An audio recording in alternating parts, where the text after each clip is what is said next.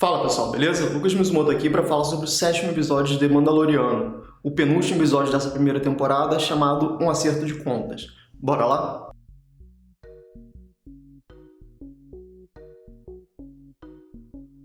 Bom, já adiantando aqui que esse episódio foi um episódio que eu gostei bastante dessa temporada, eu diria até que foi o melhor até agora, e acabou subvertendo tudo aquilo que eu tava reclamando do último episódio, né? Que eu falei que tava tendo muito filler, umas histórias meio desnecessárias, um show-off em relação aos poderes do Mandaloriano, na verdade as habilidades do Mandaloriano, que eu acho que já tinham sido exploradas e não precisava, eu acho que devia focar mais na história, afinal a gente estava chegando no final da temporada.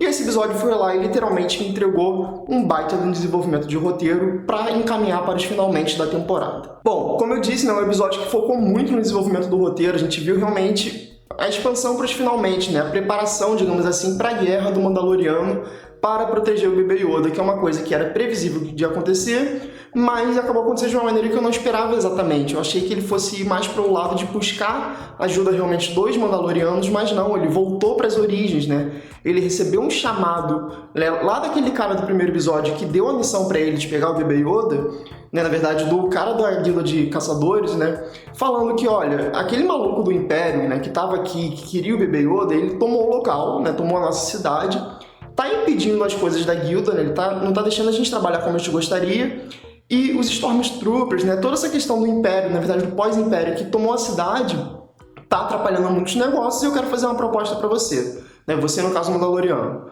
Você vem pra cá, mata esse cara, eu tiro o seu nome da lista de procurados e você pode viver de boa com o bebê Yoda.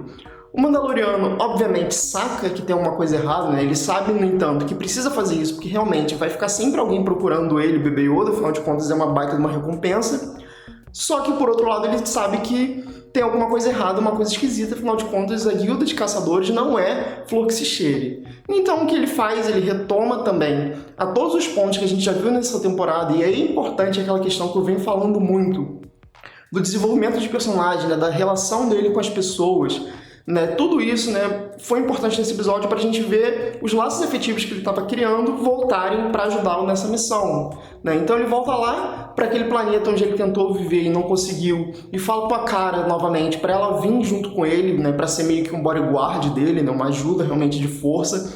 Ele volta para o planeta onde ele pegou o bebê Yoda e aí chama, né, aquele cara que ajudou ele a reconstruir a nave, que agora a gente tem um nome, né, que é o Quill. Né, o Quill vai junto com ele também, inclusive o droid que ele tinha matado no primeiro episódio, que era um droid também caçador de recompensas, que estava lá ajudando ele a princípio, o Quill reconstruiu e mudou um pouco as coisas dele, então apesar do Mandaloriano ainda não confiar nesse droid, ele vem junto. Aliás, isso é um ponto interessante, porque o droid não teve tanta participação, eu acho que talvez possa ter no próximo. Enfim, ele monta uma guildazinha dele ali, né, com essas 3 pessoas, né, na verdade essas 2 pessoas e um droid, e vai para o planeta. Só que nesse processo tem algumas coisas já que valem destaque, né? O primeiro é a relação conflituosa entre o Quill e a Cara. Afinal de contas, a gente descobre que o Quill ele era, né, um funcionário do Império, enquanto a Cara, a gente já sabia, era da República, na verdade, da Resistência. E aí, né, a gente tem todo um imbróglio revolvendo eles dois, porque o Quill ele fala, sim, eu trabalhei para o Império, mas é porque eu fui capturado e eu, a partir da minha força de trabalho, consegui sair.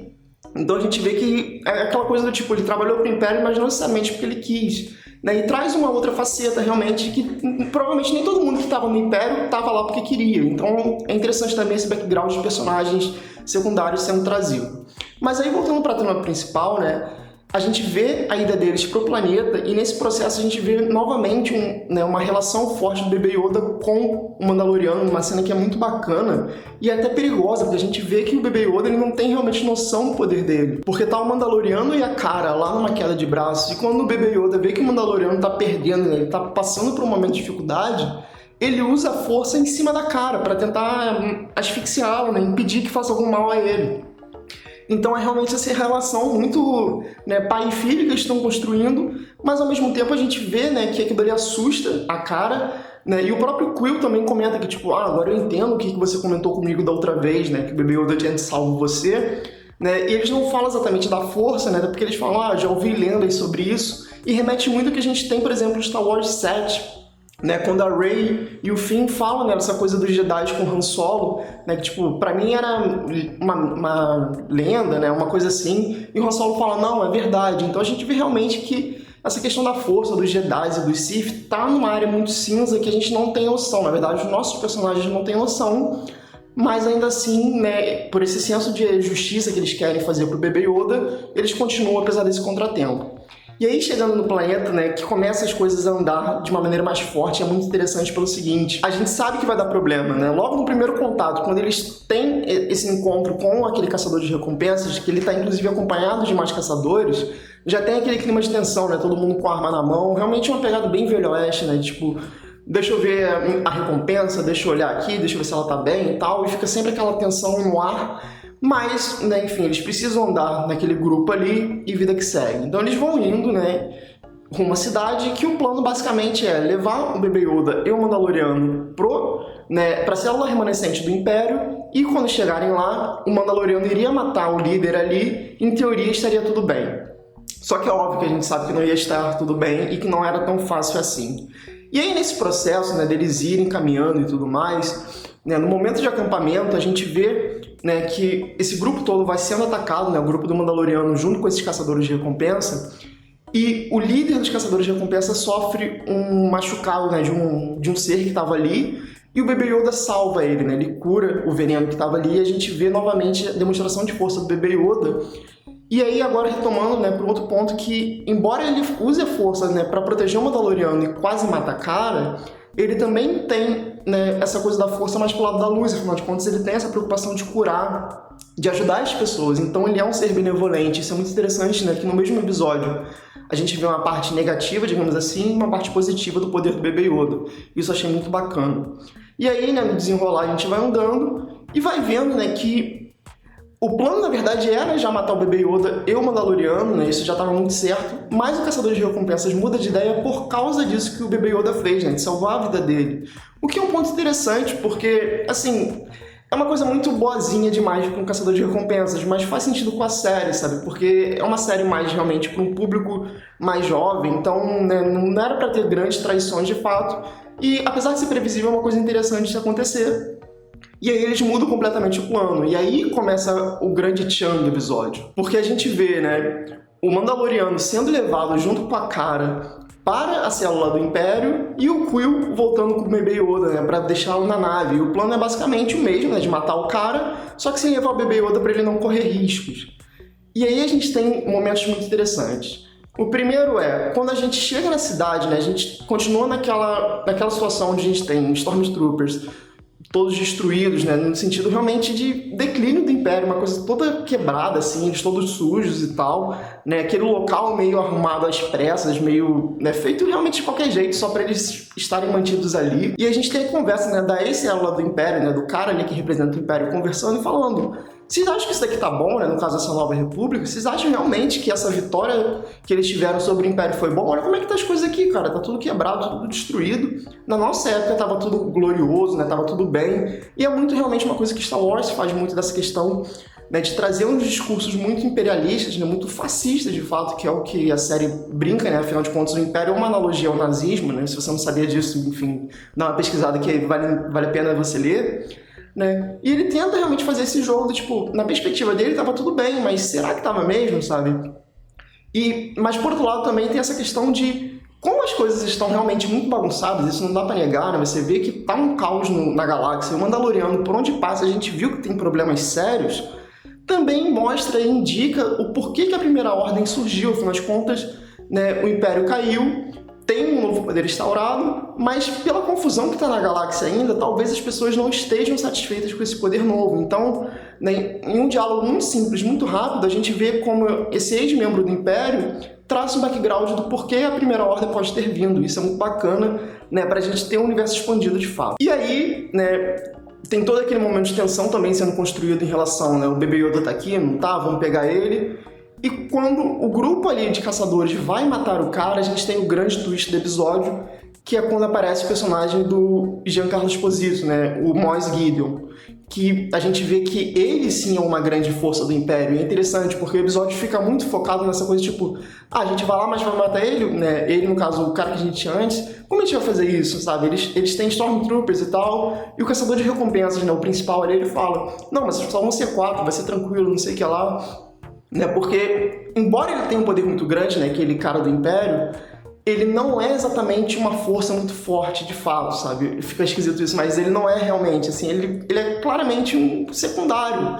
Já o Moff Gideon, o personagem do Giancarlo Esposito, não, a gente vê que ele tem um poder muito grande, tanto que eles estão num momento de tensão, na hora de ver o bebê Yoda, e ele, né, o cara que estava ali recebe esse chamado do Giancarlo Esposito, né, do Moff Gideon, e o Moff Gideon fala, você tem certeza que o bebê Yoda está aí? Por quê? Né? Isso indica duas coisas. O primeiro, o poder de manipulação e de informação do cara, né, de saber claramente que não está ali, que ele está sofrendo uma emboscada. E segundo, né, todo esse temor que, assim, ele estava com o bebê em mãos, em teoria, mas ele tem que parar aquele momento para ir conversar com o Moff Gideon. Então é realmente uma demonstração de poder que se reflete de uma maneira bélica também, porque assim que o Moff Gideon faz essa ligação, ele metralha o lugar, mata aquele cara, mata todos os Stormtroopers decadentes que a gente tinha no episódio, e aí começa a vir a mudança de poder, né? Porque a gente repara que tem aqueles Stormtroopers todos velhos, e aí quem tá metralhando são novos Stormtroopers, né? Você vê que tem uma galera já com uniforme novo, muito mais potente, tanto bélico quanto realmente revestimento, e tem essa relação, né, dessa mudança realmente do jogo político. E aí eu tô interpretando aqui como se fosse realmente, né, uma célula do Império antigo, mas que já está vinculado à Primeira Ordem, já tem essa mudança de status quo de poder. Isso é muito interessante pelo poderio bélico amassando o Império e aquela galera ali dos caçadores de recompensa. Então a gente tem agora realmente o grande vilão. E aí o Moff Gideon ele aparece, né, vindo numa TIE Fighter, né, aquela clássica nave que o Darth Vader usava, inclusive. E quando ele chega, né, ele fala, olha, eu sei que vocês estão aí, eu sei que o bebê não tá aqui, e vocês não têm noção do que esse bebê faz. Ou seja, o Moff Gideon ele sabe da força. Ele sabe o quão poderoso é aquela criatura, eles têm noção de fato daquilo. Enquanto, né, o bebê Yoda tá tentando voltar pra nave junto com o Quill, né, o Quill tentando levá-lo, na verdade. E aí tem um grande momento triste do episódio, né, porque a gente vê dois Stormtroopers correndo atrás do Quill, e o Quill é morto, cara. Tipo, ele tá quase chegando, né, fica aquela tensão de, tipo, será que ele vai conseguir entrar na nave? Será que ele não vai? E a gente vê que ele acaba morrendo num momento muito tenso do episódio, né? Porque o Mandaloriano ele tá tentando entrar em contato, né, com o radinho lá deles e tal. E o Quill acaba morrendo e o bebê Yoda é levado. Então é mais uma questão envolvendo esse poder bélico, né, dessa nova faceta do Império que tá aparecendo pra gente a partir do Moff Gideon. Porque, né, até agora os heróis, apesar dos percalços, né, de todos os problemas, eles estavam conseguindo fugir. E nesse episódio não rolou. Então a gente tem realmente essa mudança de status quo. O episódio acaba realmente num suspense muito grande, porque eles estão todos encurralados e o bebê Yoda está sendo levado. Então muito indica que os nossos heróis vão ser presos junto com o bebê Yoda e a partir disso a gente vai ter novos desdobramentos agora envolvendo o Moff Gideon. Eu particularmente acho que no próximo episódio a gente vai ter muito uso da força, a gente vai ter realmente experimentos envolvendo o bebê Yoda e assim, vai ser uma tensão muito grande porque o Mandaloriano vai precisar se provar mais uma vez e agora a gente vai ver, né, a necessidade de todo aquele show-off das habilidades dele sendo postas em prova contra um perigo de verdade. Então, assim, tô muito ansioso pro próximo episódio, acho que vai ser um baita do season finale, pode ser um cliffhanger para uma próxima temporada, não sei, mas realmente me empolgou muito com o episódio que a trama andou bastante, restaurou os laços que estavam sendo criados há muito tempo na série, e fizeram sentido agora esses momentos juntos. Então, baita episódio, gostei muito mesmo. E você, já assistiu o 7º episódio do Mandaloriano? Coloque aí nos comentários sua opinião sobre o episódio e sobre esse vídeo também. Não esquece de dar um like se você gostou do vídeo, se puder compartilha para outras pessoas e se inscreve no canal também, porque tem bastante crítica e vídeo de opinião não só de séries, mas também de filme por aqui. É isso, galera, um abraço e até a próxima.